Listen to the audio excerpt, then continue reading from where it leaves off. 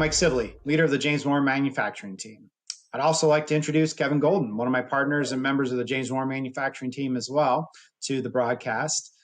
Kevin will be joining me as we discuss preparing for 2023, budgeting, cash flow management. We're also going to discuss some of the macroeconomic information and predictions from U.S. Chamber economists and how that impacts preparing for 2023, some things you might be expecting, some things that may create some opportunities as well. So first, Kevin, welcome to the broadcast.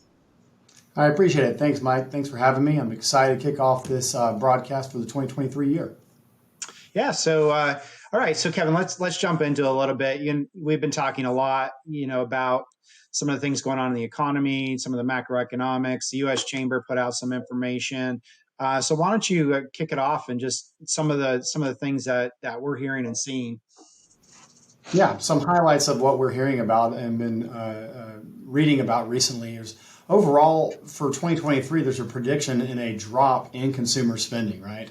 Obviously, that's going to affect some manufacturing industries, a variety of other industries, some people more than others. But again, overall, we're seeing that there's going to be a drop in consumer spending, right? Now, inflation kind of plays a part into that. It's cooled some. But the Fed, the government's still looking at some small rate increases. So we're still going to be battling that with those rate increases and the impact it's going to have on everybody. Job openings, still a lot of them, right? There's still about 4.5 million more job openings than unemployed workers right now. So still a struggle out there to get that workforce into the office, into those places of business to actually work. And then businesses are actually starting to get some pushback on the rising prices. We've seen inflation for the last couple of years just, end over end increase, mainly because of labor and other things. But we're starting to get to where now a lot of those businesses from the consumers are starting to push back some on those. So hopefully that's obviously going to have an impact, but inflation and costs continue to increase. Well, and that's what's kind of been weird about this discussion of a recession, a pullback, whatever the case might be. For a couple of years, we did have a lot of government money coming out into the economy.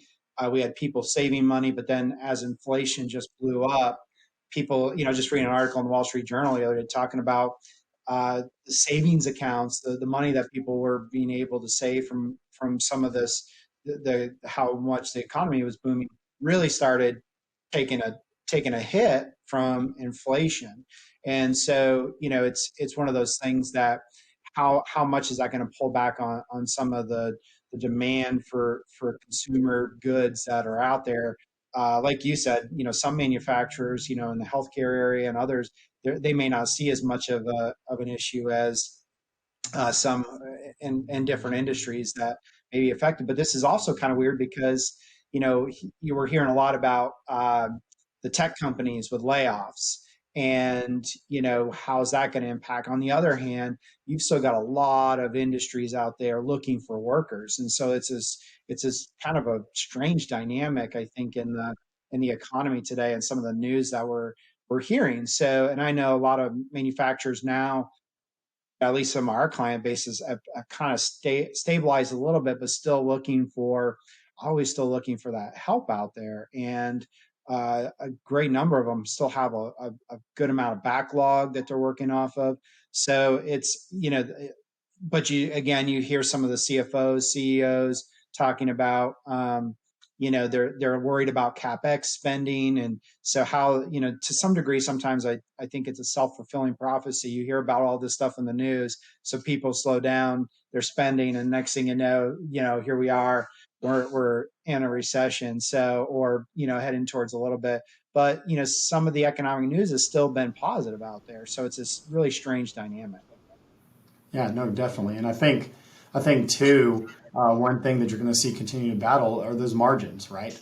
In those businesses, as these costs continue to increase, as labor continues to increase, you're going to see a great, as our prices increase, a great increase in our revenues. And I know we're going to get into some budgeting and cash flow paying in a minute, but so it's looking great on the top line, but then those margins, trying to preserve those, what they were pre-2020 rates, right?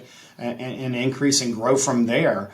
is just a battle in and of itself, not only during COVID, but now that we're on the other end and still battling that for the last few years, and including this year is going to be no different, trying to preserve and keep that margin for most of our clients. So. Mhm.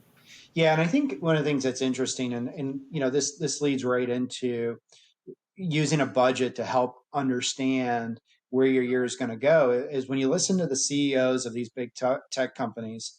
When they talk about layoffs, every one of them is apologizing, saying we just grew too much staff. We let it get out of control.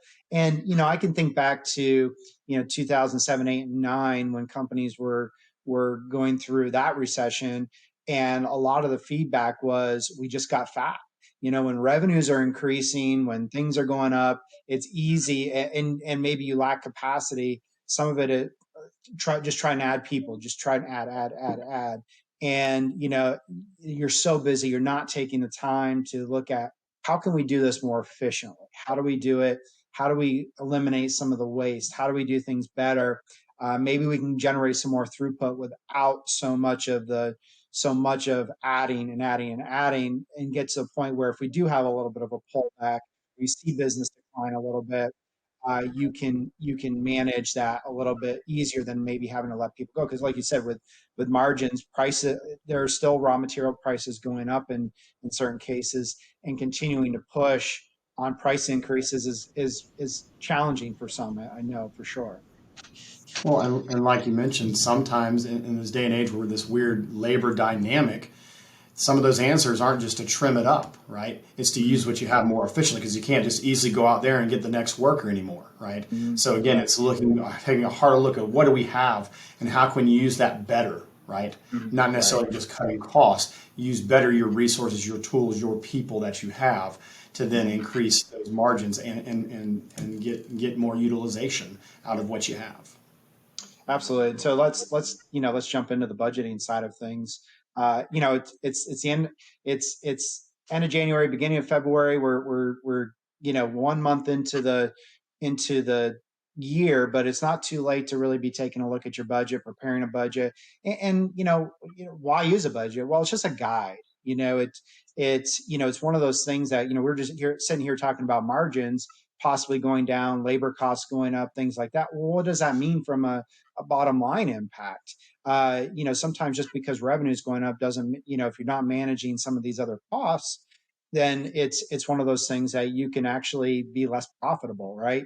And if you've got a management team, if you're a little bit larger company, get your management team involved. One of the best practices you can have in a budgeting standpoint is get your management team involved in the process. Get them responsible for their area. If you're a small business, you might have one or two key people. Get them involved in the process, and have them be taking some ownership in this, because the more input that you can get, maybe you come up with better ideas on how to do things. The other thing is to be realistic, right? A lot of times people budget growth that's completely unrealistic, or margins that are completely unrealistic, and I think they create a situation where it's not even a guide anymore. It's really not a useful piece of data. And so you can use historical data, you can use backlog information, you can take the data that you have, but also look at it and say, okay, well, how is our labor trending? Are we trending on more overtime lately? Sometimes it's like, okay, well, how did the last 3 months of your year go as opposed to how did the full year go? Don't necessarily rely on a full year's worth of data. What's your trend? What are your trends doing? And then make sure you're modeling the trends.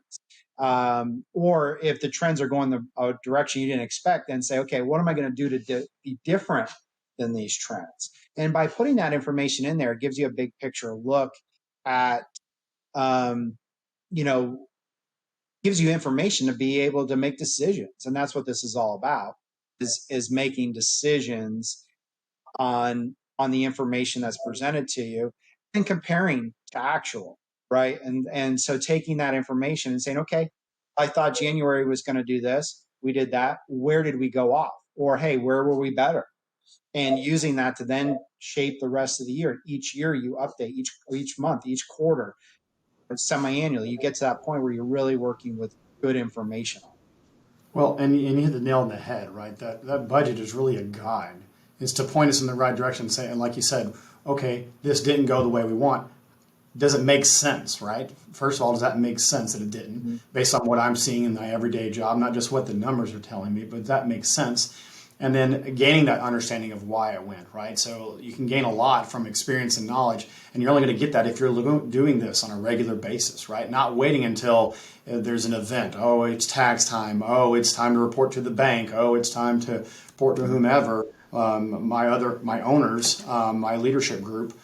No, it's looking at that on a regular basis to gain that understanding. Because again, in the old age, the old adage that knowledge is power is very much true, right? Mhm. And then going back to gaining ownership from management figures, that's just accountability, right? So it's not only getting their buy-in and getting them to incentivize to do the behavior you want to grow your company in the right way and sustain your company, but then it's holding them accountable to that, right?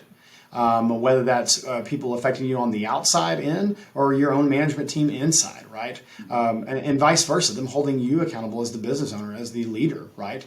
By doing that, again, you gain a greater knowledge of what are we doing right? What can we be doing better? Because it's always a work in process, but simply waiting until something happens to start looking at these types of things can often lead to unintended consequences that at that point, you don't have a lot of options. And frankly, that's what I like. I like options, right? And the more often we look at these things, we at least have options to say, hey, even if things are going well, there is such a thing as growing too fast and outpacing yourself. So is that what we wanted? Is that what we had planned? Those kind of questions can be asked and answered by, again, building out that budget, looking at the budget to actual on a regular basis, not just at pivotal moments where I have to report to someone else or at the end of the year. Right. Well, and I think, it's also about, it allows you to then connect operations and finance, right? The budget, the actual, but what's going on in operations, and engaging people who are in your operations, to be able to say what is really going on here. Why do I think my margin should be this, or why do I think this is happening? But when I look at my budget, I'm something different's coming out. When I look at my actual results, why is something different coming out? It allows you to ask the why. What's going on? What's causing this? And so, that becomes a really important tool to make sure that the year, again, a small business to a very large business, all can benefit from these budgets to be able to plan out, hey, how is this going to go? But then the next piece of the budget, and perhaps the more important piece, is then to say, okay, well, what does this mean from a cash flow standpoint? Cash is king, and I know one of the things that's happening with a lot of manufacturers is they've been adding a lot more inventory because of supply chain issues. One of the biggest issues been out there is supply chain issues, so they add more inventory. Well, when you add inventory, that's literally taking cash and putting in inventory. And in years past, I would always be, love the whole just in time. I love working with supply chain management. I love getting those things. But this has been, the last 2 years have been really, really difficult on supply chain management. So the question is, how can you work on that some? Can you improve that? Can you reduce your inventories? But with a budget, what we can do is then take what that profitability is estimated to be and then turn it into a cash flow using estimated inventory turns, using AR days, accounts payable days. Now this gets sophisticated, right? It can get complicated, but really once you set it up, you can say, okay, hey, based on this, I might be cash flow negative at the end of the year with this. And what is that? And why that might that be? Well, it could be because you are growing, and growth requires working capital. And if you're not monitoring your days of outstanding AR and how often you're paying your vendors and your payroll, you can be growing and growing and growing, and you may have a line of credit need, and that line of credit you currently have may not be sufficient to help you get there. So then taking your budget and turning it into a cash flow need, a line of credit need, then gives you power because it gives you information to be able to go to your bank and say, hey, I've got $1 million line of credit right now. I'm going to need at least 1.5 available this year based on the growth pattern that I see. And for them, it's great information. Your bankers love to be able to see it. They want to be they can get their hands around something that they can get their hands around this and say, hey, how did you develop this? And you can talk through your process. So here's how we came up with this. We feel good about this budget, realistic, and just based on this, um, we think we're going to need this additional help. And that gives them the information to be able to help them on that. Well, and that's a perfect, example of presenting to a bank or something in a financing need or a line of credit, because bankers, they're not accountant, they're not the most sophisticated financial people. Some are better than others, but just like many people who are not financial minded people that don't read these all the time or don't understand your business intimately, they fear what they don't understand. So greater transparency, greater budgeting, and greater planning, cash flow planning, helps them to better understand. And when they understand, they feel a lot better about loaning to things they understand than things they simply don't. So I think it's a great example and reason there. Also, cash flow, while it can get kind of complicated, remember that everyone's still feeling the way they did from 2008. From even 2020, 2021, when things just changed dramatically. Again, some people were affected more than others, but everyone was affected in 2008. So doing that helps say, okay, even in a growth pattern, but then what if things slow down? What if we're sitting here 6 months from now and saying, okay, the next year is going to be much slower than what it has been, right? Mm-hmm.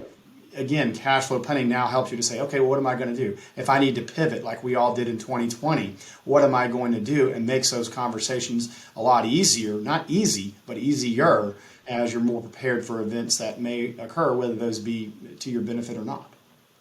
Right. And I think the other piece of information this ends up giving you is you can then say, okay, how do I improve my cash flows? What are steps based on this?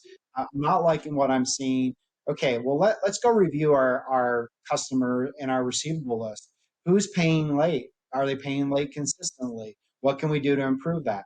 Maybe we got to go back and say, hey, we got you on 60-day terms. We'd like to have you on 45-day terms. See if that could be something that you can work on. Look at your inventory levels. Can you work with your supply chain to improve some of those inventory levels? Work on some of this just in time. Look at what your purchasing patterns are. See where you can possibly make some improvements along those ways. Look at your production cycle, any way that you can shorten it, reduce some waste, things of that nature. And then, of course, look at your paying terms with your supply chain. What are your terms? Most manufacturers have a cycle of buy raw materials, it's in inventory for a period of time. It goes into production, you pay payroll. After 30 days, you pay your vendors. Every week or every other week, you pay your employees. And then you finally ship the product. And then you got 30, 45, 60 or longer day terms with your customers. So you could be, from the moment you buy your raw materials to the time you collect from your customers, might be anywhere from 3 to 6 or more months of time that you're funding. And so the question is, through this process and what you see in cash flows, particularly in a growth environment, is there anything you can do to shorten those cycles? And that's another area that a budget can be really super useful on. And it doesn't have to be super complicated. It can be really on a relatively basic level and still give you the information that you need to have there. So, Kevin, in terms of, why don't you talk a little bit about, we've kind of alluded to it, but monitoring the budget versus actual. What are the things that would be, great steps there? Yeah. So first of all, as we mentioned, actually setting up that budget, right? Again, if you haven't done it, it's not too late, right? Go ahead and set up one for the year. Just because we're a month in doesn't mean that all is lost. So go ahead and set one up, right? Secondly is make sure you have timely financials, okay? Timely data, right? Getting that is super important. It does me no good if I set a budget up, but then I never actually measure against that budget, and more importantly, don't measure against it timely. Then I'm not having decisions. If I'm finding out about what happened in January, in May, I have no time at all to make those decisions about what do I need to do in February, March, and April, in those months, any time to pivot at all before I notice that, oh, my costs are getting out of hand. Oh, my margins aren't what I want them to be, right? Oh, my pricing needs to increase or needs to change. You can't pivot for that in real time. And again, that's costing you dollars, right? Mm-hmm. So again, it's not only setting up a budget, but then getting those results timely, those financials timely, completed timely. So working with whoever that's internally for you is super key, closely with your other financial advisors, whether it be a banker, an accountant, anyone to help, again, in any areas that you may need help with that timely reporting. Getting that done timely is going to be essential, right? To then monitoring, okay, now what's actually happened in the last month, 2 months or so, last quarter, compared to my budget and why. then you start asking all those questions we talked about. But again, it's key to having all that data not only completed, but completed accurately and timely. And again, if you don't have someone internally, finding that right person, consulting with your accountant, with your other financial advisors, heck, even with your peer groups in your community or the industry in which you work, can be vitally important to measure and hold each other accountable. But again, it starts with all having that key financial data completed and completed timely, so then you can actually measure how you're doing on a regular basis and make decisions in real time rather than after the fact.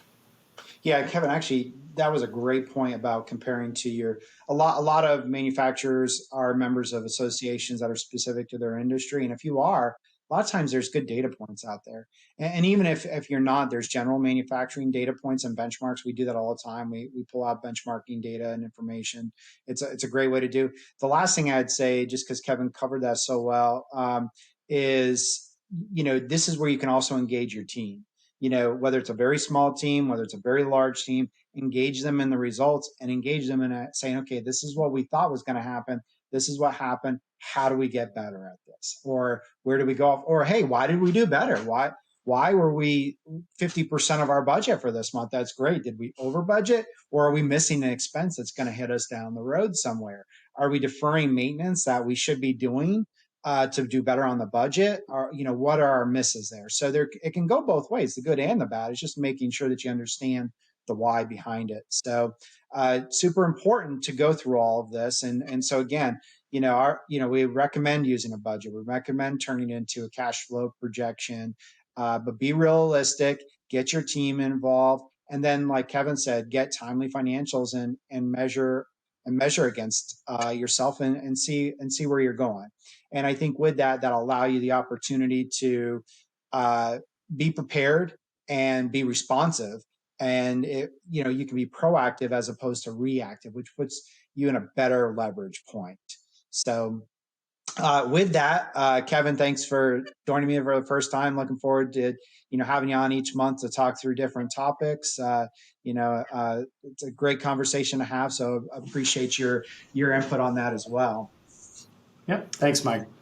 And so with that, thanks everyone. I hope you have a great rest of your day and a great month, and looking forward to next month's broadcast. To learn more about James Moore & Company's manufacturing services, go to jmco.com.